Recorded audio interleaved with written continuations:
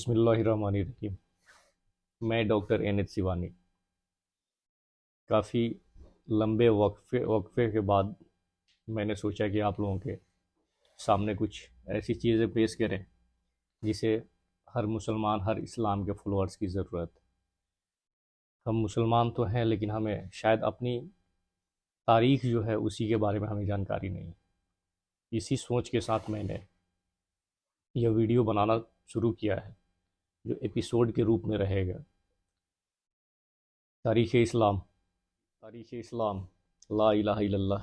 دنیا کی اتہاس پر نظر ڈالنے سے معلوم ہوتا ہے کہ دنیا کے ہر ملک اور ہر زمانے میں جس قدر نبی اور راہ دکھانے والے گزرے ہیں، وہ سبھی نبی جیسے حضرت آدم علیہ السلام، حضرت نوح علیہ السلام، حضرت ابراہیم علیہ السلام، حضرت موسیٰ علیہ السلام، حضرت عیسیٰ علیہ السلام، حضرت محمد صلی اللہ علیہ وسلم کے زمانوں میں ہزاروں سال کے فاصلے ہیں، لیکن سبھی کی تعلیم میں ایک خدا کا ذکر ہے۔ حضرت نوح علیہ السلام عراق عرب کے گمراہ لوگوں کو صحیح راستے پر لانے میں سینکڑوں ورس لگانے کے بعد انہیں تلوار سے سب کا قصہ پاک کرنے پر مجبور ہونا پڑا۔ حضرت موسیٰ علیہ السلام مصریوں اور ان کے وقت میں رہنے والے بادشاہوں کو صحیح راستے پہ لانے کے لیے بہت کوشش کیا گیا۔ آخر میں انہیں وہ نظارہ دیکھنا پڑا جس کا ذکر ہمیں ملتا ہے۔ ہندوستان کے گرنتھ میں بھی یہ ذکر ملتا ہے کہ مہاراجا رام چندر جی کو لنکا پر چڑھائی اور راکشسوں سے لڑائی کرنی پڑی۔ شری کرشن جی کو کروکشیتر کے میدان میں ارجن کو جنگ کے لیے تیار کرنا اور کوروں کی نافرمان جماعت کو پانڈووں کے ہاتھوں برباد کرنا پڑا۔ ایران میں زرتشت نے اسفندیار کی پہلوانی اور سلطنت کیانی کی حکمرانی کو تبلیغ پرچار کا ذریعہ بنانا پڑا۔ خدا نے عبرت پذیر اور نصیحت یاب ہونے کے لیے قرآن پاک میں حضرت آدم علیہ السلام، حضرت نوح علیہ السلام، حضرت ابراہیم علیہ السلام، حضرت موسیٰ علیہ السلام اتیادی کے واقعات تتھا فرعون، نمرود، عاد، شمود کا ذکر قرآن میں صرف دل بہلانے اور نیند لانے کے لیے نہیں ہے، بلکہ یہ سچے اور یقینی حالات ہمارے سامنے اس لیے پیش کیے گئے ہیں کہ ہمارے اندر نیک کاموں کو کرنے کی ہمت اور برے کاموں سے دور رہنے کی جرت پیدا ہو اور ہم اپنے حال کو بہترین مستقبل کا ذریعہ بنا سکیں۔ مسلمانوں کا شاندار کارنامے۔ پوری دنیا میں صرف مسلمان ہی وہ قوم ہے جو سب سے زیادہ شاندار تاریخ رکھتی ہے اور سب سے بڑھ کر اپنے بزرگوں کے کارناموں کے بارے میں ایسا یقین رکھتی ہے جو ہر قسم کی شک کے دائرے سے باہر ہو۔ مسلمانوں کو ہومر کے ایلیڈواڈ سے روشناس کرانے کی ضرورت نہیں، نہ فردوسی کے شاہ نامے اور اسپارٹا والوں کے افسانے کی ضرورت ہے، بلکہ مسلمانوں کی تاریخ میں بہت سے ایسے تاریخ ہیں جو رستم سے بڑے بڑے جانباز موجود ہیں۔ مسلمانوں کو نوشیروان، عادل اور حاتم طائی کی کہانیوں کی بھی سننے کی ضرورت نہیں، کیونکہ ان کی سچی اور حقیقی تاریخ میں بہت سارے حاتم اور نوشیروان جلوہ فرما ہیں۔ کس قدر حیرت کی بات ہے کہ جب پوری دنیا میں ہر قوم اپنی تاریخ کو بڑھا کے پیش کر رہا ہے، وہیں ہم اپنے اتنی شاہکار تاریخ سے بے خبر ہیں۔ مسلمانوں کے جس طبقہ کو ہوشیار اور بیدار کہا جاتا ہے، اس کا یہ حالت ہے کہ جب اپنے لیکچر میں کسی یہاں شخصیت کا ذکر کرنا ہوتا ہے تو اسے نیپولین، شیکسپیئر اور نیوٹن کا نام تو یاد آتا ہے، لیکن اسے خالد بن ولید، فردوسی، علامہ اقبال، حسان بن ثابت یا ابو علی سینا کا نام یاد نہیں آتا ہے۔ اس کا سبب اس کے علاوہ اور کچھ نہیں کہ مسلمان اپنے تاریخ سے ناواقف اور غافل ہے۔ مسلمانوں کا پہلا کارنامہ جو تاریخ سے رشتہ رکھتا ہے، علم حدیث کو سنجو کر رکھنا ہے۔ اسی طرز پہ مسلمانوں نے اپنے خلیفہ اور رضاؤں کا بھی تعریف کو قلم بند کیا ہے۔ مسلمانوں کی تاریخ نویسی ایک یہاں جگہ رکھتا ہے۔ مسلمانوں کو یہ بھی معلوم نہیں کہ اتری افریقہ کے رہنے والے ایک عرب خاندان کے مسلمان تاریخ نویس ابن خلدون کی تاریخ لکھنے کے طریقے کو پورے یورپ میں ایک نمونہ کے طور پہ پیش کیا جاتا ہے۔ تاریخ کی شروعات رومیوں اور یونانیوں کے دور میں سکندر اعظم کی جیت سے تاریخ کا وہ حصہ شروع ہوتا ہے جس نے دنیا کے اکثر دیشوں کے حالات کو اس طرح پیش کیا کہ جیسے یہیں سے تاریخ کی ابتدا سمجھی جاتی ہے۔ یونان، مصر اور ایران کے حالات کی مطالعہ کرنے سے جس قدر انہیں خوشی ملتی ہے، اسی طرح ہندوؤں پر اس کا طیش و غضب آتا ہے، لیکن اس تاریخی زمانے میں بھی ہندوستان پر تاریکی چھائی ہوئی نظر آتی ہے۔ تاریخ کی حقیقی شروعات: اب قرآن کریم نازل ہوتا ہے اور اب پوری دنیا پہ چھا جاتا ہے، یہی صحیح معنی میں تاریخ کی شروعات ہوتی ہے۔ تمدن کی کوئی ساخت اور سماج کا کوئی پہلو ایسا نہیں ملے گا جس پر مسلمانوں نے اپنی چھاپ نہیں چھوڑی ہو۔ مسلمانوں نے اپنے تاریخ کو اس قدر محفوظ رکھا ہے کہ مسلمانوں کے علاوہ کسی اور قوم کو مثال کے طور پہ پیش نہیں کیا سکتا۔ تاریخ نویسی مسلمانوں کے طرف سے نہایت زبردست صلاحیتیں صرف کی گئی ہیں۔ تاریخ نویسی کو علم کی بلندی تک لے جانے میں مسلمانوں کا ہی ہاتھ ہے۔ تاریخ کی بانی ابن خلدون کو ہمیشہ یاد کیا جاتا رہے گا۔ جب سے مسلمانوں میں اس طرف سے اپنا متوجہ کام کم کیا ہے، تب سے ان کے شاگرد یورپ نے اس کمی کو ایک حد تک پر کرنے میں اپنے کو مصروف کر دیا ہے۔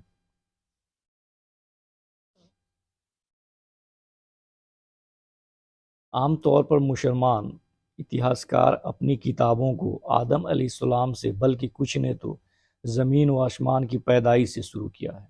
مجھے ایسا محسوس ہوتا ہے کہ تاریخ نویسی حضرت محمد صلی اللہ سے پہلے کوئی خاص رواج بھی نہیں تھا۔ ہم یہ بھی کہہ سکتے ہیں کہ تاریخ اسلام کی شروعات حضرت محمد صلی اللہ سے سمجھی جاتی ہے۔ حقیقتاً حضرت آدم علیہ السلام کے وقت سے اسلام دنیا میں موجود چلا آ رہا ہے۔ ملک عرب دیشوں کا کچھ نہ کچھ بتانا اس لیے ضروری ہے کہ حضرت محمد عرب کے ایک مشہور شہر مکہ معظمہ میں پیدا ہوئے اور دوسرے مشہور شہر مدینہ منورہ میں آپ نے ہجرت فرمائی اور وہیں اسلامی سلطنت کا دارالسلطنت راجدھانی قرار پایا۔ عربی وہ ملک ہے جو حضور صاحب کے حیات میں رہتے ہی سب کے سب مسلمان ہو چکے تھے۔ اسی ملک عرب سے چاروں طرف اسلام کی روشنی پھیلی اور اسی ملک عرب میں خانہ کعبہ ہے، جس کی طرف ہر سال لاکھوں لوگ کھینچے چلے آتے ہیں اور میدان عرفات میں سب مل کر خدائے قدوس کی حمد و ثنا میں مصروف نظر آتے ہیں۔ عرب کی قدیم قوم ہے۔ ملک عرب میں قدیم سے شام بن نوح کی اولاد آباد رہی ہے۔ زمانہ کے اعتبار سے عرب کے نواسی کو اتہاسکاروں نے 3 طبقات میں بانٹا ہے، یعنی عرب بائدے، عرب عاربے، عرب مستعربے۔ کچھ نے عاربے اور مستعربے کو ایک ہی قرار دیا ہے۔ ایسے میں اگر دیکھا جائے تو عرب بائدے اور عرب باقی 2 قسمیں بچ جاتی ہیں۔ عرب بائدے سے وہ قوم مراد ہے جو عرب میں قدیم زمانے میں آباد تھیں اور وہ سب کے سب ہلاک ہو گئیں۔ ان کی کوئی نسل اور کوئی نشانی دنیا میں باقی نہیں رہا۔ عرب باقیے سے مراد وہ قومیں ہیں جو ملک عرب میں آج بھی موجود ہیں۔ ان کے بھی 2 طبقات ہیں جو عاربے و مستعربے کے نام سے جانی جاتی ہیں۔ اس کے علاوہ دوسروں نے اہل عرب کو 4 بھاگ میں بانٹا ہے: عرب بائدے یا عرب عاربے، عرب مستعربے، عرب تبائے، عرب مستعظمے، عرب بائدے۔ ان سب قدیم باشندوں کے مختلف قبائل تھے جن کے نام عاد، سمود، ابیل، عمالقے، تسم، جدیش، امیم، جرم، حضرت، موت، حضور، عبد، زخم وغیرہ ہے۔ یہ سب کے سب لاج ابن شام ابن نوح کی اولاد سے ہیں۔ ان کے کچھ بادشاہوں نے مصر کو بھی فتح کیا۔ ان کے تفصیلی حالات تاریخوں میں نہیں ملتے، لیکن موت و یمن میں ان لوگوں کے عمارات، پتھروں کے ستون، زیورات، سنگ تراشیاں ایسی موجود ملتی ہیں جن سے ثابت ہوتا ہے کہ اپنے زمانے میں خوب طاقتور و صاحب رعب و جلال کے حامی رہے ہوں گے۔ ان قبائل میں آڑ بہت مشہور قبیلہ ہے۔ عاد ابن ارم ابن سام، جس کے نام سے یہ قوم مشہور ہوئی، عرب کا سب سے پہلا بادشاہ تھا۔ اس کے 3 بیٹے سداد، سدید، آرام تھے، جو ایک کے بعد دوسرے کی حکمرانی رہی۔ علامہ جمشخری نے اسی سداد ابن عاد کی نسبت لکھا ہے کہ اس نے شہرائے عدن میں باغ ارم بنوایا تھا، لیکن اس باغ ارم کا کوئی نشانی کہیں نہیں ملتا۔ قرآن کریم میں بھی ارم کا ذکر آیا ہے۔ مسعودی نے لکھا ہے کہ عاد سے پہلے اس کا باپ آس بھی بادشاہ تھا۔ اسی خاندان کا ایک بادشاہ جیرون ابن عاد ابن اوس نے دمشق میں سنگمرمر اور قیمتی پتھروں سے ایک مکان بنوایا تھا جس کا نام اس نے ارم رکھا تھا۔ قبیلہ عاد یا قوم عاد کی طرف سے حضرت ہود جو قوم عاد سے خدائے تعالیٰ کی طرف سے پیغمبر بنا کر بھیجے گئے تھے، اس قوم نے نافرمانی کی راہ پر چلنا شروع کیا اور عذاب الہی سے ہلاک ہوئی۔ اس کا ذکر قرآن مجید میں بھی ملتا ہے۔ عاد کے بعد ابیل، عمالقے، سمود، عبد وغیرہ قبائل کی حکومتیں رہی ہیں، یہاں تک کہ یرب بن قحطان نے ان کا خاتمہ کر کے دوسرا دور شروع کیا۔ قبیلہ سمود یا قوم شمود کی طرف سے حضرت صالح علیہ السلام مبعوث ہوئے تھے۔ ملک عرب کے تمام طبقات سام ابن نوح علیہ السلام کی اولاد سے ہیں۔ عرب حاربے، یہ طبقہ قحطان کی اولاد سمجھا جاتا ہے۔ قحطان سے پہلے نوح علیہ السلام تک کسی کی زبان عربی نہیں تھی۔ قحطان کی اولاد نے عربی زبان استعمال کی اور یہ زبان عرب بائدے سے حاصل کیا۔ قحطان کے بارے میں علماؤں کے بیچ بہت سے اختلافات ہیں۔ کچھ کہتے ہیں کہ عابر بن صالح بن ارخاشد بن سام بن نوح کا بیٹا اور فانح و یکتن کا بھائی ہے۔ کچھ کا خیال ہے کہ جس کو یکتن کہا گیا ہے وہی قحطان ہے۔ کچھ کا کہنا ہے کہ یمن بن کدار بن اسماعیل علیہ السلام کا بیٹا قحطان ہے۔ ابن حسام کا قول ہے کہ یرب ابن قحطان کو یمن بھی کہتے ہیں اور اسی کے نام پہ یمن ملک کا نام رکھا گیا ہے۔ اہٹنی قبائل کا اصلی مقام اور قدیمی وطن یمن سمجھا جاتا ہے۔ ان میں حمیری وزدی قبائل بہت مشہور اور نامور سمجھے جاتے ہیں۔ قبائل یزدی میں شہر سبا اور جنوبی عرب کی حکومت رہی۔ انہوں نے ملک یمن کی آبادی میں خاص طور پر کوششیں کی۔ انہی میں ملائکہ بلقیس تھیں جو سلیمان علیہ السلام کی معاشر تھی۔ قبائل ازد میں سے ایک قبیلہ مدینہ کی طرف جا کر سکونات اختیار کی اور اپنی حکومت قائم کر لی۔ خزانہ مکہ کے طرف کوچ کی اور وہاں پر قبیلہ زرہم جو پہلے سے آباد تھا اسے شکست دی اور یمن میں قحطان کی حکومت 7ویں صدی تک قائم رہی۔ غسان کی قحطانی حکومت کی سرحد روم سے ملتی تھی اور ہرہ کی قحطانی ریاست سلطنت فارس کی ہمسایہ تھی۔ ظہور اسلام کے وقت قحطانی قبائل خوب طاقتور اور تمام ملک عرب پر قائم تھی۔ عرب مستعربے، اس طبقہ سے مراد بنو عدنان یا اولاد اسماعیل علیہ السلام ہے۔ یہ لوگ ملک عرب میں باہر سے آ کر آباد ہوئے، اس لیے ان کو عرب مستعربے کا خطاب دیا گیا۔ حضرت ابراہیم علیہ السلام کی مادری زبان عجمی یا فارسی تھی۔ حضرت اسماعیل علیہ السلام کو حضرت ابراہیم علیہ السلام ان کے والدہ ہاجرہ کے ساتھ مکہ معظمہ میں چھوڑ گئے تو انہوں نے قحطان زرہم سے جو مکہ معظمہ میں آباد ہو گئے تھے عربی زبان سیکھی اور بعد میں یہی عربی زبان اسماعیل کی زبان ہوئی۔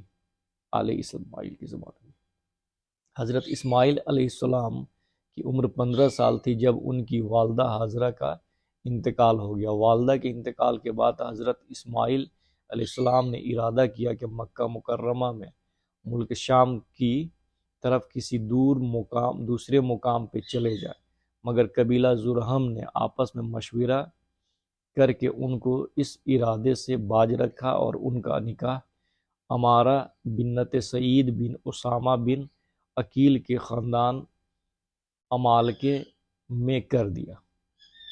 کچھ دن بعد حضرت ابراہیم علیہ السلام اس طرف تشریف لائے اور ان کے اشارہ کے موافق حضرت اسماعیل علیہ السلام نے اس بیوی کو طلاق دے کر قبیلہ زرہم میں